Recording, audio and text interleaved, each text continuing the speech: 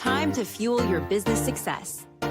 Welcome to Harmonious at Lunch. We're bringing you bite-sized advice and expert conversations to drive clarity and growth 5 days a week.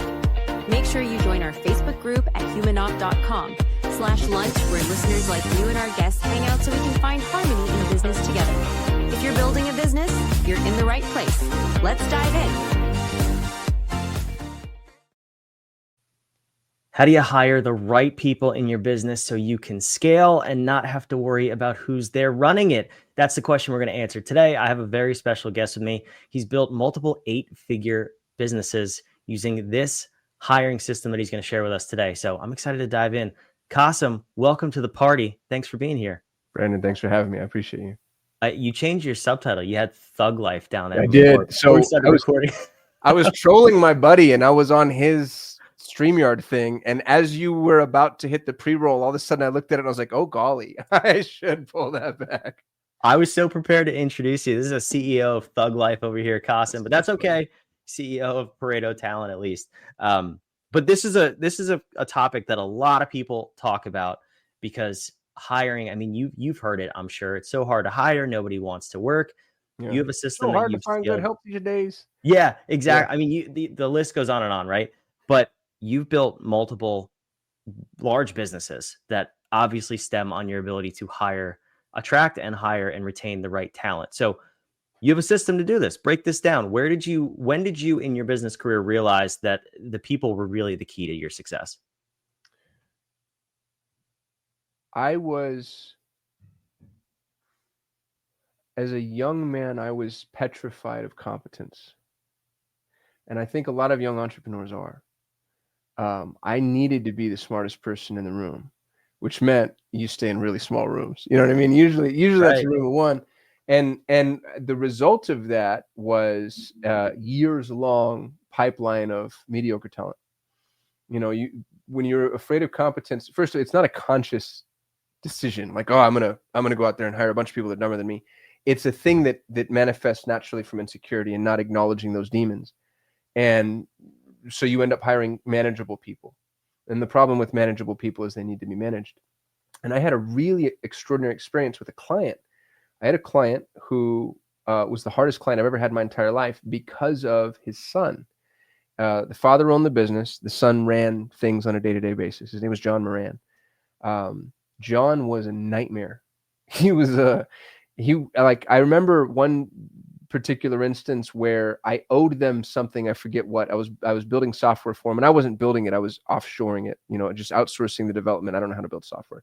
And I owed them something by Friday. My vendor didn't deliver to me, so I couldn't deliver to them. And I thought, man, if I can just get to the weekend, like Monday will roll around, everything will be fine. And so I didn't follow up with them as I promised I would. And Friday, 9 a.m. email from John Moran saying, hey man, you just wanted to make sure you're still going to, follow up with that thing that you promised. I don't respond. An hour later, I get a phone call, don't respond. 30 minutes later, I get a text message, don't respond. 30 minutes later, he hits me up on Facebook, don't respond. And I'm like, I'm hiding from you, dude. Like take a hint. I'm going to get to you on Monday. Isn't that obvious? Yeah. I don't have anything to give you.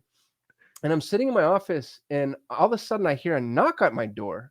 No. And I peek around. It's a glass. It's, one of those plate glass window door, whatever. And there he is, just cheerful as can be. And he drove the 40 minutes from his office to my office to come follow up with me. And I opened the door and I told him, I was like, dude, I'm hiding. Like I have nothing. And I explained to him what was going on with my vendor, and he's laughing, and he was super gracious, super kind, but also extraordinarily firm and proactive and hardworking. And I was so taken by him. He was just this, people throw the word genius around.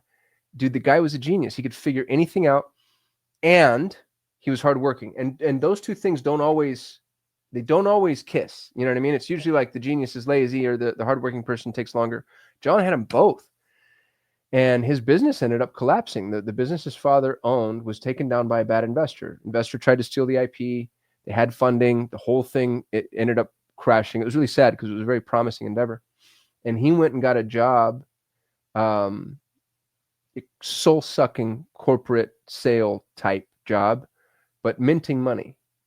So, because he was a hardworking guy and he could do that. But he went and got this job, minting money. And I knew, I was like, I want to work with that guy.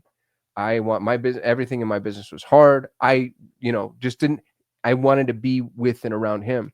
And so I started stalking. I was like, hey, bro, you should come work with me. And then he would say, well, you can't afford me. And I would say, that's true. And then, but I kept following up. And the one thing I knew about him is the most important role he had in life was a father. He has 2 little girls.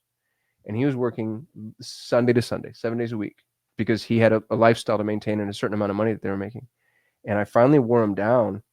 And he's like, all right, what's the most you can pay me? And I gave him the number, which was all I was taking home at the time. I zeroed myself out, and it was half what he was making, literally 50%. And he goes, dude, I can't live off of that for more than like 60 or 90 days. And I said, well, that's pretty good, because I can't pay you for more than 60 or 90 days before this. So we gave each other about 3 months to make it work and find out how we were going to build an influx in cash. And Brandon, the change in my life was instant and meteoric. And I built the #1 ranked Google Ads agency in the world. That's my claim to fame. I didn't do that. John did. He started as an employee. I was paying him directly. And then he ended up being so valuable, I gave him equity. He owned 10% of Solution Date when we sold it. And it was the eye-opening moment for me that top talent is everything. It's everything. And you don't get a little more. When you get a peak performer, you don't get 10% more, 20% more, 50% more. You get 3 times, 5 times, 10 times. That's the Pareto principle. That's why we named our company Pareto Talent. It's named after an Italian mathematician who identified the fact that a minority of your inputs are responsible for the majority of your outputs in every organic ecosystem. And employees are, I think that's especially true. And so the key to a solvent entrepreneurial life, the most important thing you can do as an employer or a leader, the only thing I'm world class at, is talent acquisition. And dude, if you can crack that code, there's nothing left for you to do. You don't have to be good at anything else. And I mean that literally. I built the #1 ranked Google Ads agency in the world. I've never run a Google campaign myself end to end in my life. I had the highest performing real estate investment campaign on the planet before I knew anything about lead generation or real estate investing. I own the largest English speaking Montessori community on the planet. I don't know anything about Montessori. I'm not a Montessori school owner, and I'm not a Montessori trained teacher. I didn't go to a Montessori school. I own AEO.co. I have more data on answer engine optimization than any human alive right now. And I don't know anything about AEO. But I find the people. I find these really extraordinary, really bright, proactive humans. And dude, I just get out of their way. And it's such a magic formula. That's so cool. And you're right. I mean, it really is. If you crack the people code, you can do anything in business. But most people stay, I won't say stuck, but in the mindset where you started of, I have to be the most competent person. I started the business. I need to know the most about it. I need to have experience doing all of it, or else no one will trust me. No one will make me their leader, so to speak. And you just flip that on its head, which is so beautiful. I'm curious though, all these different businesses, different industries, verticals, you have an idea to start a business. And this isn't really about the hiring side, but how do you know that you can make that work? Like, how much information do you need to have for yourself to be comfortable saying, I'm going into business in this vertical, and I know that with my system, I can attract and hire the right people? I was spoiled with Solutions 8. I had $100 million in ad spend under management. And so that means I had $100 million of other people's money that I was spending on their behalf. And when you're spending other people's money in that way, you get the luxury of seeing everything. I saw their books. I saw their revenue. I saw their margins. I saw their cost per acquisition, lifetime value, ascension, retention. I saw keys to the kingdom.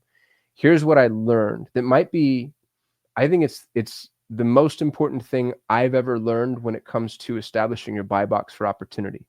Traffic is the most expensive business asset, period. So if you take like an e-commerce business, traffic is going to cost, for most e-commerce businesses, it's going to cost more than cost of goods, fulfillment, operations. In some instances, Brandon, costs more than those combined. Does it cost more than the people too? As often as not, depending on the type of the business. So if you're Accenture or McKinsey, probably not. Yeah. But interestingly, you spend more on traffic in that type of business than you take home net. So it doesn't cost more than the people, but if you think about it, Google or Meta or wherever your traffic source is making more than you are on that person. Yeah. The traffic source, these are why they're, you look at the biggest companies in the world, right? Google, Meta, Amazon, these are traffic businesses. They own the traffic. That's all they own. If you own the traffic, you own the business. So to answer your question directly, When I'm looking at new opportunities, my one key performance indicator, the one thing, the one box I have to check, do I know where the traffic's coming from? I will not pay for traffic, which is a funny thing to say from a guy that built the largest paid traffic agency, or largest Google dedicated agency, I should say. Should be very clear. I won't pay for traffic. Not as a business model. I'll pay for it to test offers or, split test, whatever.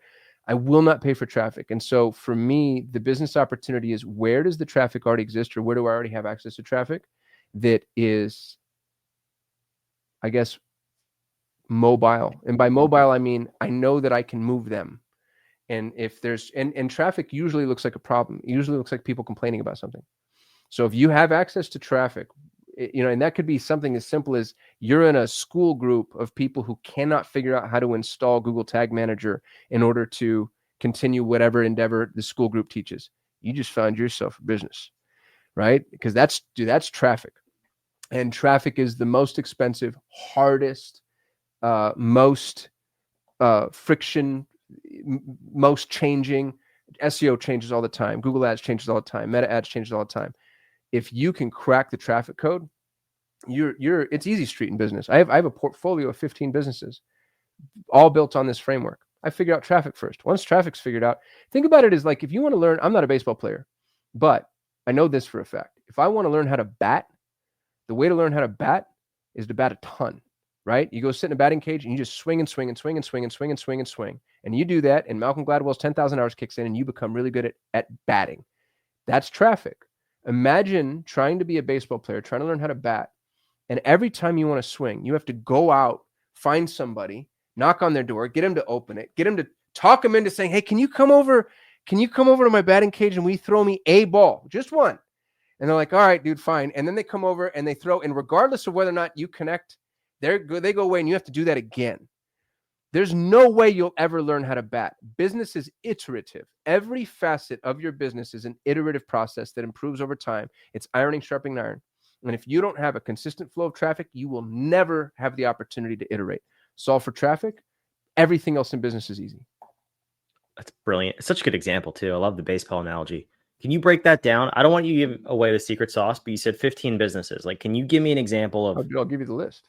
One of them where you follow this formula and what was the traffic? Because I get the example of the school community, but I don't know. I'm having trouble visualizing that you could really build a business off of that, unless it's a massive need. I'll give you two examples, if you don't mind. Both Please. of them were given to other people. So here's what I like about these examples is I stumbled upon both of them after listening to people's problems. So the first, I went to Costa Rica with my children. My oldest son wants to be a biologist, and so I hired a tour guide to take us to Corcovado, which is the most biodiverse place in the world.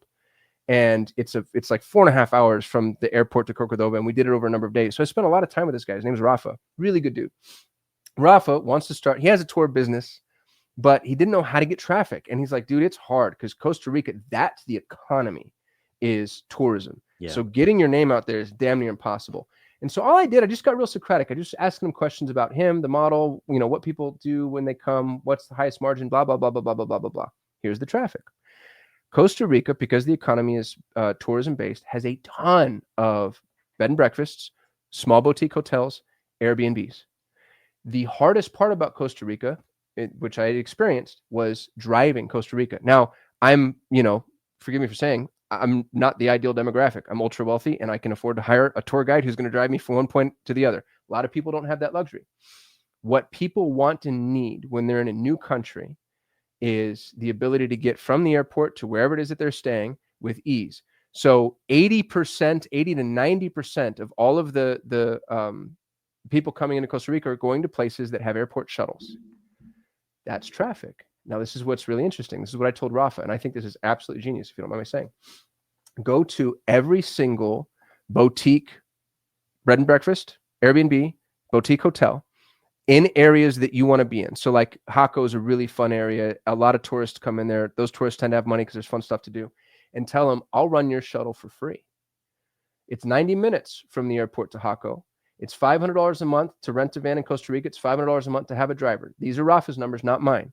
And now Rafa has an hour and a half with this person who just landed in Costa Rica to very casually Be like, hey, you see the smoke coming up over there? That's the volcano, and here's where you zip line. And by the way, I'm a scuba certified diver, so this is where I tend to take people scuba diving. They don't know. And if you can, there's 8 people that fit on that damn shuttle. And as with most international markets, the planes are all coming at the same freaking time. You want to tell me with 90 minutes, you can't sell 1 out of 8 on something? You know what I mean? You'd have to. And then when they come back, he's got a buddy that owns a trinket shop for all the souvenirs that you forgot to buy your kids. That's so all those people that have no way to get from the airport to the little boutique Airbnbs that can't afford their own airport shuttle. That's a brilliant problem for you to solve and out your traffic. Example number 2. My brother owns the largest rug store in Arizona. Hand knotted rugs are heirloom legacy pieces, right? Somebody took 9 months to weave this damn thing. Your mom and dad probably bought one the last time they went to Turkey or Lebanon or wherever it is that they go to visit. They bring it back. You have this rug. You move. Something happens, you end up with it, and you don't know what to do with it. So you call my brother and say, hey, do you buy rugs? And the answer is no, obviously not. I sell rugs, right? And that's a problem. He'll get 2 or 3 of those calls a day. So here's what I told him to do. We're actually building this right now. We went and purchased buysellrugs.com. And everybody that wants to sell their rug, he refers them over to buysellrug.com. And for buysellrug.com, what you have to do is I send you a shipping package. It's a big black canvas with tape. I teach you how to roll a rug properly. You send it to me. We clean the rug, appraise the rug, and then we'll place the rug for sale online and put it in a showroom exclusively to interior designers. And you pay $10 a month to store the rug plus the shipping and cleaning fees. And now you took your mom or dad's $30,000 or $40,000 rug. You probably pay me $500-$600 plus $120 a year to store something that is 6 inches thick, which means I can store a few thousand of them. And imagine getting $10 a month for every single one of these rugs coming in. That's traffic. Every problem you see online that proliferates is traffic. And all of those can manifest themselves in a business. And that's especially true if you have unique access to that traffic. So I built the Google Ads agency. I was the top 25 PPC experts in the world. I was number 2. So I have a lot of people that follow me from the Google Ads world. So when I saw the AEO opportunity, I launched AEO.co. I don't know anything about AEO, but I hired 5 full-time employees that do nothing but study how LLM source their citations. And I make that data available. And I have school.com/AEO. And now I own the AEO community. So wherever it is you have available, uniquely available to you, that I think is the thing to focus on from a traffic perspective. That was a huge departure, dude. I'm so sorry. I hope that's okay. No, this is fantastic. Yeah, I don't believe we're going to answer that question I asked in the beginning of the episode, but that's okay because this is. What was the question in the beginning? I forgot already. You think I know? Come on. As soon as the words leave my mouth, they're gone. I'm hoping the listener remembered or did it in this case. But I know we delivered value, so that's all I really care about on this show. But the analogy pops in my head with those 3 examples of you're not trying to build a new river or redirect the river necessarily. No, you're just trying to middle of it with a net in one. Yes. And that's the problem, man. Everybody who's like, oh, I built a new widget. I created a new thing. I have a new idea. I'm like, great. You're an inventor. You're not an entrepreneur, which by the way is better, right? Inventors are better. They're better people. They change the world. They're all going to heaven. God bless inventors. They're better. They're not going to make the money though, because pioneers get slaughtered. Settlers prosper. If you want to be an entrepreneur, go to where the traffic is. The best place to put a hot dog stand, where there are hungry people. I don't care if you have the better hot dog. I was just in Como, Italy. And the funny thing about Como is you have these tourist traps that everybody goes to because there's like this big, beautiful church that's 2 trillion years old, and you have to go to the church. And all of the restaurants and coffee shops and gelato shops outside the church have horrible reviews. Horrible reviews. They stay in business. Why? Because you're right. Because a billion people go there. They don't need to be good. They don't need to be good service, good product, good anything because they found the traffic. And you're like, well, that's terrible, Kasim. Is it? Go find traffic and you don't have to be good at everything. Now, imagine if you find traffic and you're good. What happens then? Then you have your Apple, right? Like you get to be your John Moran. You get to be the apex. Yeah, it's really interesting. It's a totally new way to look at business and client acquisition. I'm glad this is where we talked about hiring is crucial. Your people are crucial. That can't be overstated. But I'm glad we took this little detour, so to speak. But you have a resource for the audience. You have a book on your process that I think is insanely valuable. So tell them about that, and then we'll let you go and get out of here. Yeah, this is my life's work. I've built a 20-year framework for finding and managing top talent. You can have it for free. It's the book. It's the checklist, the templates. literally everything. There's no ascension and there's no upsell. So when people visit the link, I want to drop their guard and let them know there's nowhere to go from here. What I want to do is make my name synonymous with the word hire. If somebody says, I want to hire, I want somebody to say, oh, you got to read Kasim's book. And by the way, here it is for free. You can go to thehirebook.com. The book is absolutely free. I'd love to know what people think about it. And it's not just the book. It's everything that you would need. You're 3 weeks away from the best hire you've ever made in your entire life. Just follow my process. It's not easy, but it's accessible. You know what I mean? It's not that it's difficult. It's just tedious. But once you've built it, you have a funnel that will work forever. And I've built every single business that I've ever created that's been successful. I've built using this framework. It's fascinating. I'm definitely gonna go check that out. Thehirebook.com. It's on the screen if you're watching. It's in the show notes down below. Kasim, I can't thank you enough for being here. This episode was amazing. Thanks for having me, Brandon. Appreciate you, brother. For those of you watching, listening, you know where to find it. It's down below. Check it out. Make sure you subscribe. We want to see you back on tomorrow's episode of Harmonious at Lunch. Another episode of Harmonious at Lunch in the books. I hope this episode made you think and you grabbed some actionable ideas to propel your business. Don't forget to like, comment your takeaways, and subscribe wherever you're listening so we can help more entrepreneurs just like you achieve harmony in your life and business.